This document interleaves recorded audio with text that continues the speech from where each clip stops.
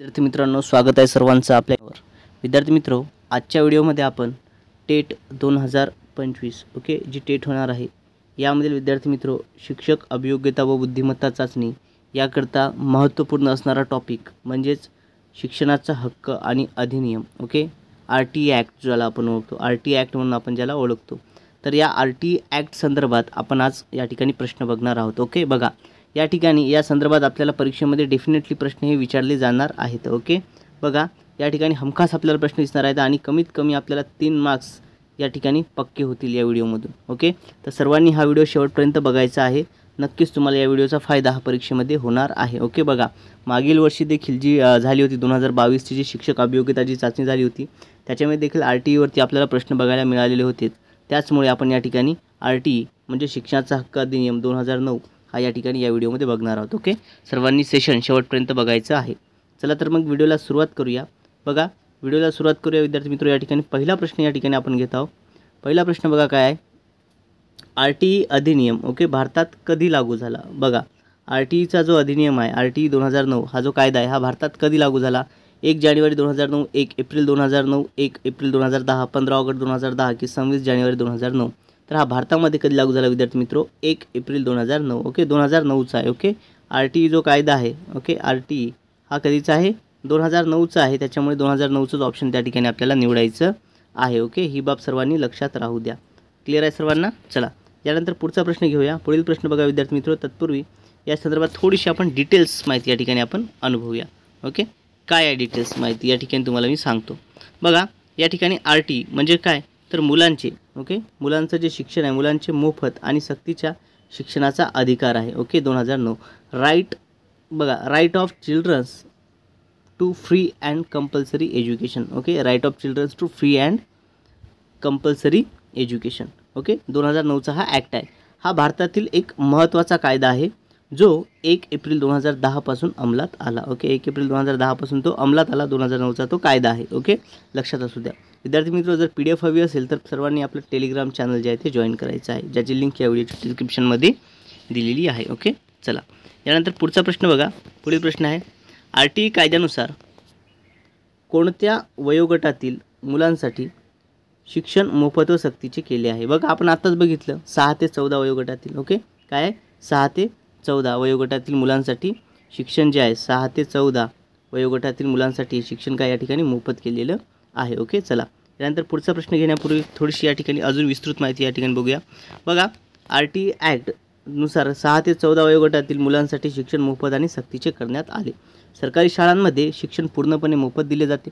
खाजगी शाळांमध्ये 25% जागा या ठिकाणी दुर्बल व मागास घटकांकरील मुलांकरता राखीव ठेवल्या जात आहेत। ओके, चला असं या प्रश्नाचं या ठिकाणी विश्लेषण थोडक्यात आपण इन शॉर्ट या ठिकाणी पाहिलं, म्हणजेच तुम्हाला या संदर्भात कसाही प्रश्न आला तर तुमचा तो चुकता कामा नाही। ओके, चला व्हिडिओ आवडत असल्यास सर्वांनी एक वेळ लाईक करायचं आहे। सर्व विद्यार्थ्यांनी व्हिडिओला लाईक करायचं आहे। ओके बघा, RT कायद्यानुसार बघा आता जर या ठिकाणी आत्ता एक आपण पॉईंट बघितला त्याच्यावरती आधारित आपल्याला या ठिकाणी प्रश्न दिसतो। RT कायद्यानुसार खाजगी शाळांमध्ये किती टक्के जागा आर्थिक दुर्बल घटकांसाठी राखीव आहेत?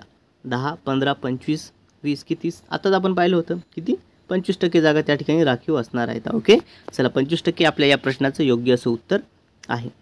त्यानंतर पुढचा प्रश्न बघा विद्यार्थी मित्र। पुढील प्रश्न आपल्या स्क्रीनवरती आहे, RT कायद्या कोणत्या इयत्तेपर्यंत विद्यार्थ्याला नापास करता येत नाही? बघा, RT कायद्यानुसार कोणत्या इयत्तेपर्यंत विद्यार्थ्याला नापास करता येत नाही? 5वी, 6वी, 7वी, 8वी? विद्यार्थी मित्र 8वी इयत्तेपर्यंत विद्यार्थ्याला नापास करता येत नाही RT कायद्यानुसार। ओके बघा, आता थोडंसं याच्यामध्ये चेंजेस करण्यात आलेले आहेत। आता नापासचं देखील या ठिकाणी तरतूद झालेली आहे। ओके, चला यानंतर पुढचा कायदा बघा। पुढची माहिती या ठिकाणी प्रश्न बघा काय आहे? प्रश्न बघा काय आहे विद्यार्थी मित्र, RT कायद्यानुसार शिक्षक आणि विद्यार्थी यांचे प्रमाण काय असावे? बघा, RT कायद्यानुसार शिक्षक आणि विद्यार्थी याचं प्रमाण हे काय असावं? 1:10, 1:30, 1:50, 1:20 की 1:40? काय असायला हवं विद्यार्थी मित्र? सांगा पटकन। RT कायद्यानुसार शिक्षक आणि विद्यार्थ्याचं प्रमाण काय असायला हवं? तर विद्यार्थी मित्र ते असायला हवं 1:30 ओके, म्हणजेच एक शिक्षक जो आहे हा किती विद्यार्थी मागे असतात? 30 विद्यार्थ्यामागे एक शिक्षक। 1:30 या प्रश्नाचं योग्य असं उत्तर आहे। ओके, चला पुढचा प्रश्न बघा। RT कायद्यानुसार कोणत्या घटकावर आधारित भेदभाव शाळेत करता येत नाही? बघा, कोणत्या घटकानुसार शाळेमध्ये त्या ठिकाणी भेदभाव करता येत नाही? जात, जातीनुसार करता येणार नाही, धर्मानुसार नाही, आर्थिक स्थितीनुसार नाही, लिंगानुसार नाही. म्हणजेच वरीलपैकी सर्व हे या प्रश्नाचं योग्य असं उत्तर आहे. वरील सर्व. RTI कायद्यानुसार कोणत्याही विद्यार्थ्यासोबत या ठिकाणी भेदभाव करता येत नाही. ओके, बघा काय सांगतो RTI कायदा, या ठिकाणी थोडीशी आपण माहिती बघूया. RTI कायदा आपल्याला काय सांगतो बघा. RTI कायद्यानुसार जात, धर्म, भाषा, आर्थिक स्थिती, लिंग, वंश इत्यादी कारणावरून शाळेत विद्यार्थ्यात भेदभाव करता येणार नाही. ओके, बघा मित्रांनो, ही जर PDF तुम्हाला हवी असेल तर आपलं टेलिग्राम चॅनल जॉईन करायचं आहे आणि तत्पूर्वी आपल्या चॅनलला सबस्क्राईब करायचं आहे. ओके, चला पुढचा प्रश्न बघा. RTI कायद्यानुसार शिक्षकांची किमान पात्रता कोण ठरवते? बघा, शिक्षकांची किमान पात्रता कोण ठरवते? राज्य सरकार, CBSE, NCTE म्हणजे national council for teacher education, NTA की UGC? तर विद्यार्थी मित्र, या ठिकाणी NCTE national council for teacher education हे जे आहे काय करते, शिक्षकाची किमान पात्रता ठरवते. ओके, चला यानंतर पुढचा प्रश्न बघा. RTI कायद्यानुसार खालीलपैकी कोणती गोष्ट काय बेकायदेशीर आहे? बघा, कोणती गोष्ट आहे जी बेकायदेशीर म्हटली आहे RTI कायद्यानुसार? गृहपाठ आहे का? नाही. शैक्षणिक परीक्षा? नाही. शारीरिक शिक्षा? हे आहे का काय आहे? शारीरिक शिक्षा करणे हे या ठिकाणी काय बेकायदेशीर मानलेलं आहे. वर्गात बसवणे, गटकार्य हे सगळं योग्य आहे, पण बेकायदेशीर या ठिकाणी घटक म्हणला शारीरिक शिक्षा करता येत नाही RTI कायद्यानुसार विद्यार्थ्याला. ओके, बघा या ठिकाणी एक्सप्लेनेशन आहे. या ठिकाणी विद्यार्थ्यांना शारीरिक शिक्षा, मानसिक त्रास देणे किंवा शाळेतून बाहेर काढून टाकणे यावरती बंदी आहे. ओके, RTI कायद्यानुसार. विद्यार्थी मित्र, सर्वांना रिक्वेस्ट आहे या ठिकाणी सर्वांनी ज्यांनी अजूनही जर आपल्या चॅनलला सबस्क्राईब केलं नसेल सर्वांनी चॅनलला सबस्क्राईब करायचं आहे आणि ह्याची PDF मिळवण्यासाठी आपलं टेलिग्राम चॅनल जॉईन करायचं आहे, ज्याची लिंक मी या व्हिडिओच्या डिस्क्रिप्शन बॉक्समध्ये दिलेली आहे. ओके, चॅनलला सबस्क्राईब करून बेल आयकॉनला प्रेस करायचं आहे, म्हणजे येणाऱ्या व्हिडिओची अपडेट तुम्हाला अगदी वेळोवेळी मिळत राहील आणि कोणताही व्हिडिओ तुमच्याकडून मिस होणार नाही. ओके, चला यानंतर पुढचा प्रश्न घेऊया. RTI कायदा कोणत्या घटनेतील कलमाखाली मूलभूत हक्क ठरतो? बघा, घटनेमधील कोणतं कलम आहे ज्या कलमानुसार RTI कायदा हा काय मूलभूत हक्क ठरतो? बघा, कलम 14, 19, 21A की 29 की 30? तर विद्यार्थी मित्रो, या ठिकाणी कलम 21A अंतर्गतनुसार काय हा मूलभूत हक्क ठरतो. ओके, 21A या प्रश्नाचं उत्तर आहे. RTI कायद्यानुसार विद्यार्थ्यांचे मूल्यांकन कसे असावे? दरमहा, वर्षाअखेर, सतत? विद्यार्थी मित्रो, या प्रश्नाचं उत्तर आहे सतत आणि सर्वकष मूल्यांकन असावे. ओके, डायरेक्टली मी या ठिकाणी तुम्हाला आन्सर सांगतोय. सतत आणि सर्वकष मूल्यांकन या ठिकाणी असलं पाहिजे. कंटिन्युअस अँड कंपॅरेटिव्ह इव्हॅल्युएशन या ठिकाणी असलं पाहिजे. ओके, चला यानंतर पुढचा प्रश्न बघा. RTI कायद्यानुसार कोणत्या प्रकारच्या शिक्षणाची हमी दिली आहे? धार्मिक आहे का, व्यावसायिक, विनामूल्य व सक्तीचे? काय आहे याचं उत्तर? विनामूल्य व सक्तीचे शिक्षण याची हमी देण्यात आलेली आहे RTI कायद्यानुसार. ओके, विनामूल्य आणि सक्तीचं शिक्षण. पुढचा प्रश्न बघा. RTI कायद्यानुसार शाळांनी कोणता दस्तावेज पालकांना मागवू नये? बघा, कोणता दस्तावेज? उत्पन्नाचे प्रमाणपत्र, जन्म प्रमाणपत्र, जातीचा दाखला, आधार कार्ड. बघा, यापैकी कोणतेही दस्तावेज न मागवता प्रवेश देणे या प्रश्नाचं योग्य असं उत्तर आहे. ओके, कोणताही दस्तावेज न मागवता सरळ विद्यार्थ्याला शाळेत प्रवेश द्यावा. ओके, चला यानंतर पुढचा प्रश्न बघा. RTI कायद्यानुसार मुलांवर कोणत्या प्रकारची शिक्षा प्रतिबंधित आहे? बघा, या ठिकाणी मुलांना कोणत्या प्रकारची शिक्षा करता येणार नाही प्रतिबंधित आहे असं म्हटलेलं आहे. गृहपाठ, गटकार्य, शारीरिक व मानसिक शिक्षा, पुरस्कार की मौखिक प्रश्न? तर विद्यार्थी मित्रो, शारीरिक आणि मानसिक शिक्षा या ठिकाणी करता येत नाही. ओके, यावरती काय प्रतिबंध हा कायद्यानुसार आहे. RTI कायद्यानुसार शारीरिक आणि मानसिक शिक्षेला या ठिकाणी प्रतिबंध करण्यात आलेला आहे. ओके, चला यानंतर पुढचा प्रश्न बघा. RTI कायद्यानुसार शाळेतील मूलभूत सुविधा कोणत्या असाव्यात? संगणक असावं? यस. ग्रंथालय असायला पाहिजे का? हो, असायला हवं. बघा, इंटरनेट आणि सर्व विषयाचे तज्ज्ञ शिक्षक. बघा, हे सर्व तर असतात. ओके, बघा या ठिकाणी काय आपण म्हणतो सर्व, पण याच्यामध्ये मूलभूत सुविधा आपल्याला विचारल्या आहेत. याच्यामधील महत्त्वाच्या मूलभूत सुविधा कोणत्या असाव्यात? तर त्याच्यात 3 येतात: शौचालय, पिण्याचे पाणी आणि खेळाचे मैदान. ह्या असायलाच हव्या. ओके, या काय तर RTI कायद्यानुसार या ठिकाणी या मूलभूत सुविधा सांगितलेल्या आहेत. बाकी देखील आवश्यक आहेत, पण मूलभूत जर म्हटलं तर या ठिकाणी लक्षात द्या, शौचालय, पिण्याचे पाणी आणि खेळाचे मैदान. याच्यामध्ये आपल्याला एखादा ऑप्शन मिळून जाते की वरीलपैकी सर्व, तर अशा वेळी आपण कन्फ्यूज होतो आणि वरीलपैकी सर्व मारतो आणि आपला त्या ठिकाणी मार्क्स जातो. तर अशा वेळी लक्षात द्या, RTE कायद्यानुसार मूलभूत सुविधा म्हटलं तर फक्त शौचालय, पिण्याचे पाणी आणि खेळाचे मैदान हे 3 ऑप्शन त्या ठिकाणी असले पाहिजे. ओके, चला पुढचा प्रश्न घेऊया. पुढील प्रश्न घेण्यापूर्वी चॅनलला सबस्क्राईब केलं असेल सबस्क्राईब करायचं आहे. PDF मिळायचं तर आपलं टेलिग्राम चॅनल त्या ठिकाणी जॉईन करायचं आहे. ओके, चला पुढील प्रश्न बघा. RTE कायदा कोणत्या राज्यात लागू होत नव्हता? बघा या ठिकाणी विद्यार्थी मित्र हा इंटरेस्टिंग प्रश्न आहे. बघा RTE कायदा जो आहे हा कोणत्या राज्यात लागू होत नव्हता, म्हणजे कोणत्या राज्यामध्ये लागू नव्हता?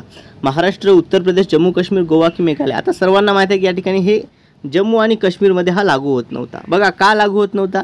कारण 2019 पूर्वी बघा काय झालं होतं, तर कलम 370 ओके आर्टिकल 370 370 कलम जे आहे ना हे जम्मू काश्मीरला लागू होतं. ओके, बघा याच्यानुसार काय झालं, विशेष राज्याचा दर्जा त्या ठिकाणी प्राप्त होता. मग आता काय झालं, तर 2019 मध्ये हे जे कलम आहे 370 हे रद्द झालं आणि हे रद्द होण्याआधी हा लागू होत नव्हता. आता हे लागू आहे. ओके, आता काय आहे, आता हा जो कायदा आहे आता काय आहे, आता हा लागू आहे. लक्षात असू द्या, RTE जो आहे आता जम्मू आणि काश्मीरला देखील लागू आहे. आता नवीन शैक्षणिक धोरण आलं आहे NEP आपण बघितलं आहे. ओके, चला त्यानंतर पुढचा प्रश्न घेऊया. पुढील प्रश्न घेण्यापूर्वी विद्यार्थी मित्र सर्वांना या ठिकाणी सांगू इच्छितो की सर्वांनी व्हिडिओ शेवटपर्यंत बघायचा आहे आणि प्रश्नांचं जे आहे या ठिकाणी नोट डाऊन करून ठेवायचे आहेत. ओके, बघा आणि ही PDF आपल्या टेलिग्रामवरून डाउनलोड करायची आहे, म्हणजे तुमचा या ठिकाणी लिहिण्याचा वेळ देखील त्या ठिकाणी वाचेल.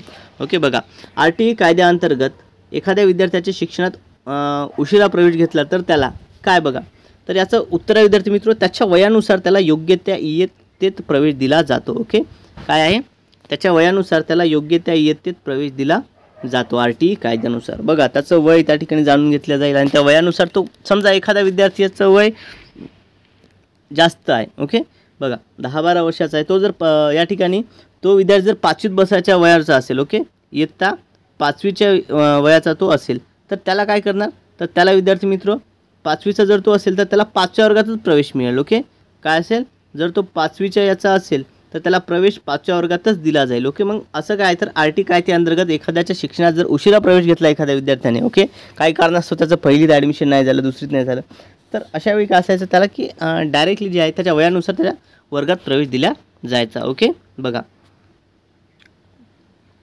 विद्यार्थी मित्र व्हिडिओ आवडत असल्यास सर्वांनी व्हिडिओला लाईक करायचं आहे. ओके, मॅक्झिमम विद्यार्थ्यांनी व्हिडिओला लाईक करायचं आहे. बघा RTE कायद्यानुसार प्रत्येक शाळेत कमीत कमी किती महिला शिक्षक असणे आवश्यक आहे? ओके, 1, 2, 3, 4 की 5? तर विद्यार्थी मित्र या प्रश्नाचं उत्तर आहे पर्याय क्रमांक A 1. ओके, बघा हे काय कंपल्सरी आहे. ओके, कंपल्सरी या ठिकाणी म्हटलेलं आहे. मिनिमम 1 महिला शिक्षिका ही त्या ठिकाणी असणं आवश्यक आहे. ओके, प्रत्येक शाळेमध्ये कमीत कमी 1 महिला शिक्षक असणे आवश्यक आहे. ओके, चला यानंतर पुढचा प्रश्न घेऊया. पुढील प्रश्न बघा आपल्या स्क्रीनवरती आहे. RTE कायद्यानुसार शाळेतील शिक्षकांची अनुपस्थिती नियंत्रित करण्यासाठी काय उपाय आहेत? बघा शाळेतील शिक्षकांची अनुपस्थिती जर नियंत्रित करायची असेल त्यासाठी उपाय काय? बायोमेट्रिक हजेरी, मालकांचे निरीक्षण, शाळा व्यवस्थापन समिती, पोलीस पाहणी तपासणी की जिल्हाधिकारी नियंत्रण? तर विद्यार्थी मित्र या प्रश्नाचं उत्तर आहे शाळा व्यवस्थापन समिती. ओके, शाळा व्यवस्थापन समिती ही शिक्षकांची अनुपस्थिती नियंत्रित करण्यासाठी एक उपाय आहे. ओके, चला यानंतर पुढचा प्रश्न बघा. RTE कायद्यानुसार पालकांचे प्रतिनिधित्व कोणत्या संस्थेत आवश्यक आहे? बघा कोणत्या संस्थेमध्ये पालकांचे प्रतिनिधित्व आवश्यक आहे? शिक्षण मंडळ, शाळा व्यवस्थापन समिती, ग्रामपंचायत, जिल्हा परिषद की शिक्षण निरीक्षक कार्यालय? तर विद्यार्थी मित्र या प्रश्नाचं उत्तर देखील काय, शाळा व्यवस्थापन समिती. या समितीमध्ये पालकांचं प्रतिनिधित्व असणं हे खूप आवश्यक आहे RTE कायद्यानुसार. ओके, चला यानंतर पुढचा प्रश्न बघायचा आहे. पुढील प्रश्न बघा.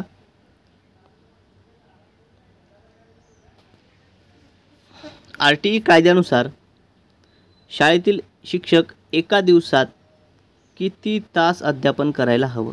ओके, बघा RTE कायद्यानुसार काय शाळेतील एका शिक्षकाने दिवसात किती तास अध्यापन करायला हवं, म्हणजे किती तास त्यांनी शिकवायला हवं? ओके, 2 तास, 4 तास, 6 तास, 8 तास की 3 तास? तर कमीत कमी या ठिकाणी आहे 6 तास. ओके, दिवसामध्ये प्रत्येक शिक्षकाने 6 तास हे अध्यापन करायला पाहिजे. ओके, असं RTE कायद्यानुसार आहे. चला क्लिअर आहे सर्वांना?